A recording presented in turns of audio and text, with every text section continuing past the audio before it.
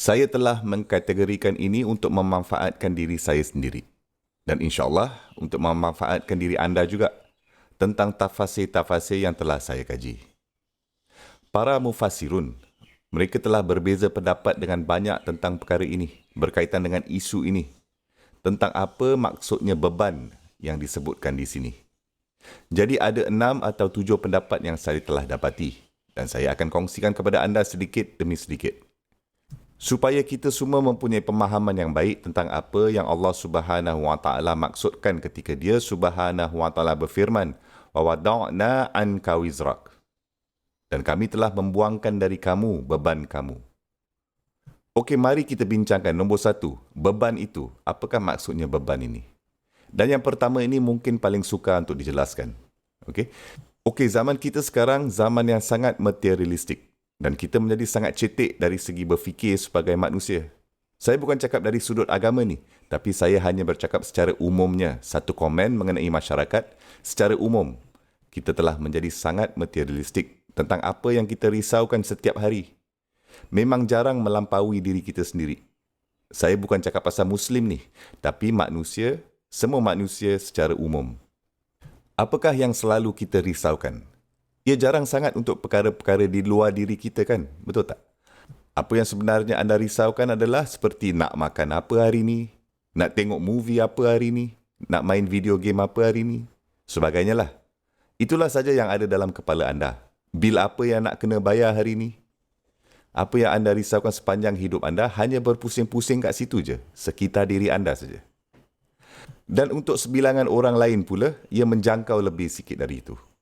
Daripada diri mereka sendiri. Mungkin isteri-isteri mereka dan anak dan saudara mara mereka. Itu je. Kan? Okey, sekarang ada sebilangan orang pula risaukan benda-benda yang lebih dari itu semua. Dan apakah benda-benda itu? Mereka bimbangkan tentang kampung kejiranan mereka. Saya tak mahu kedai ini dibuka di kampung inilah. Saya mahu tanda berhenti di jalan ini, itu dan ini. Mereka lebih aktif secara sosial. Mereka risaukan tentang diri sendiri dan lebih sedikit di luar diri mereka juga. Kan?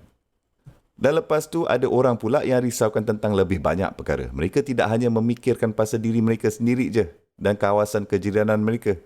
Mungkin mereka fikir tentang dasar politik dan polisi. Mereka mahu terlibat secara aktif dalam beberapa jenis perjuangan NGO, Joint Animal Rights ke, Human Rights ke kan, perjuangan environmental ke. Jadi ini jenis orang-orang yang aktif secara politik. Dan mereka cuba melakukan kerja-kerja kemanusiaan ke atau tujuan-tujuan kebaikan dan sebagainya lah. Kan? Tapi kan, malah ini semua pun, semua dari segi materialistik. Semua ni yang ada setakat ini adalah risau mengenai apa? Dunia mana? Dunia ini kan? Okey, dulu-dulu sebilangan besar orang di masyarakat pramoden bukan hanya mementingkan apa yang berlaku di sini, dunia ini.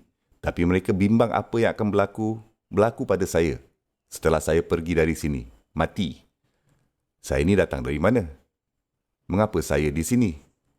Kemana saya akan pergi setelah ini semua habis? Bagaimanapun saya bukan orang yang pertama di sini. Nenek moyang telah datang dan pergi. Dan ibu bapa, datuk, nenek telah datang dan pergi. Dan seperti mereka juga, saya pun akan datang dan pergi.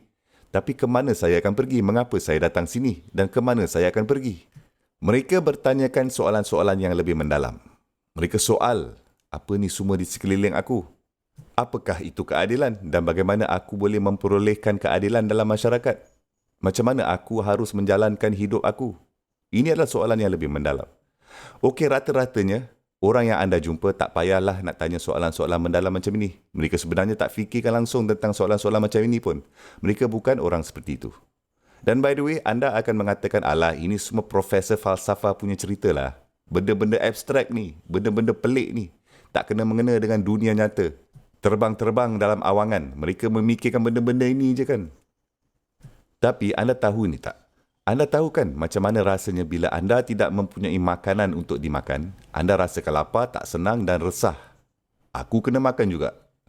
Anda tahu kan bagaimana anda rasa prihatin untuk kampung anda dan sesuatu yang tak kena akan berlaku. Anda menjadi seperti tak boleh tidur malam sebabkannya. Rasa resah, gundah, tak senang hati kan? Okey, sebenarnya apabila anda risaukan tentang sesuatu, ia akan menjadi satu obsesi dalam hidup anda. Anda perlu memperbaikinya. Ada sebilangan orang dalam kemanusiaan Kita masih belum bercakap mengenai para nabi lagi ni. Sebilangan manusia, orang umum, mereka memikirkan perkara-perkara ini. Dan ketika mereka memikirkan perkara-perkara ini, mereka tidak dapat mencarikan jawapan, mengapa aku di sini, apa tujuan aku, siapa cipta aku hutang apa-apa kepadanya. Mereka memikirkan perkara-perkara ini dan mereka cuba untuk mencari jawapan di gereja, mereka cuba cari jawapan di kuil, mereka cuba cari jawapan dari ahli falsafah dan mereka terus dapatkan jawapan yang tak jelas dan mereka tak puas hati. Dan rasa hati yang gundah ini, resah ini menjadi satu beban yang berat yang mereka kena pikul dan kena hidup dengannya. Ia sedang mengambil alih keseluruhan hidup mereka ni. Okey, kebanyakan orang tidak berada pada tahap ini. Tapi ada beberapa orang yang akan saya berikan contoh dari sejarah seperti Salman Al-Farisi radhiyallahu anhu.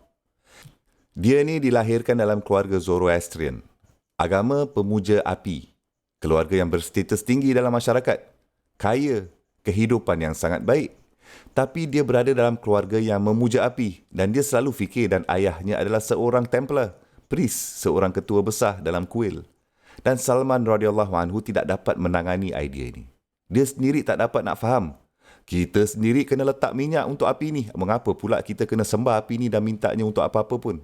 Api ni sendiri minta kita minyak. Tak masuk akal lah. Kan?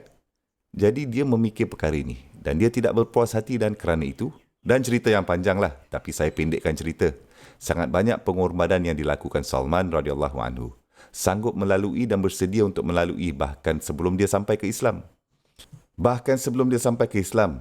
Dan ini bukan untuk keperluan perutnya. Bukan untuk keperluan bangsanya. Bukan untuk keperluan negaranya. Bukan untuk perkara-perkara lain. Sebaliknya untuk apa? Anda boleh sebutkan untuk kebenaran dan tujuan. Itulah dia cari. Dan ini sangat mengagumkan. Okey, biasanya kita mengatakan bahawa orang yang kehausan pergi cari perigi. Kan? Tapi dalam kes Salman radhiyallahu anhu memang sangat menarik. Perigi datang kepada orang yang haus ini. Utusan sallallahu alaihi wasallam, Rasulullah sallallahu alaihi wasallam berpindah ke Madinah dan Salman Al-Farisi radhiyallahu anhu adalah seorang tawanan di Madinah yang sedang menunggu dengan penuh debaran bahawa satu hari nanti dia dapat bertemu dengan utusan terakhir sallallahu alaihi wasallam. Okey, ini adalah contoh orang-orang yang fikir dengan sangat-sangat mendalam. Okey, sekarang ini rata-rata tentang orang biasa kan, manusia biasa secara rata. Mari sekarang kita bercakap tentang utusan Allah Subhanahu wa taala, para nabi alaihi wassalatu wassalam. Allah Subhanahu wa taala memilih yang paling suci di kalangan manusia untuk menjadi utusannya.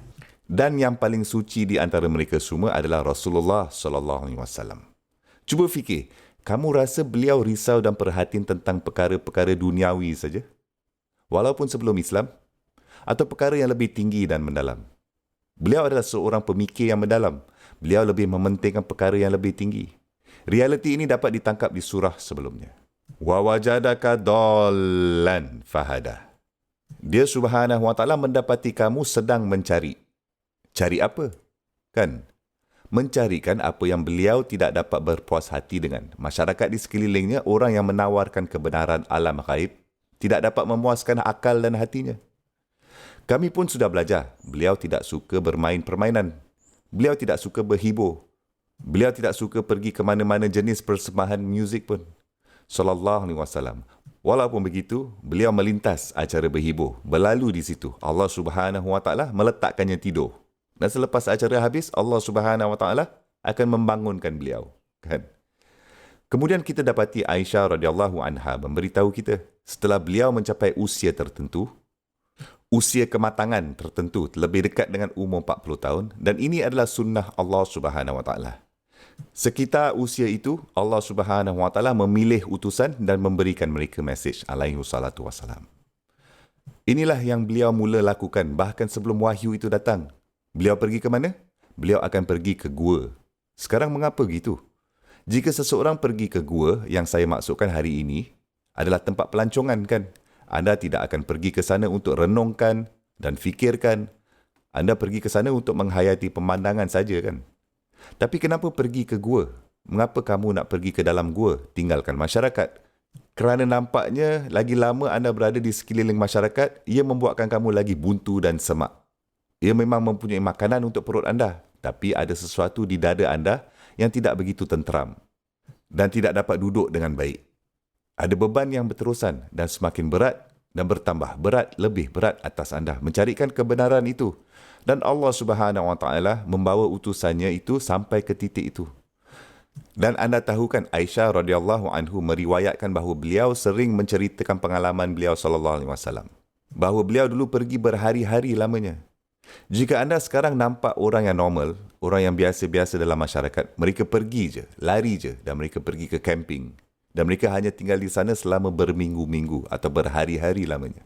Apa yang akan difikirkan oleh keluarga mereka sendiri? Orang ini kan kita betul-betul risau akannya lah tentang dia. Apa yang sedang berlaku dengannya kan? Dengan kata lain, orang ini mungkin boleh meletup satu hari nanti. Allazi anqada zahrak. Rasulullah SAW sangat desperate mencarikan kebenaran. Beliau SAW telah sampai ke titik yang desperate itu, malah meninggalkan masyarakat. Dan para mufassirun komen, apa yang sedang beliau buat dalam gua? Tafakkur. Tafakkur bermaksud berfikir dengan secara mendalam. Tapi fikir dengan mendalam tentang apa? Dan itulah soalannya sekarang ni. Dan oleh itu, Allah Azza wa Jal melepaskan beban yang sedang dipikul oleh Rasulullah SAW dengan memberikannya jawapan. Dan dia Subhanahu wa Ta'ala menghantarkan malaikat Jibril alaihissalam. Dia Subhanahu wa Ta'ala menurunkan ayat pertama, Iqra' bismi rabbikal ladzi khalaq.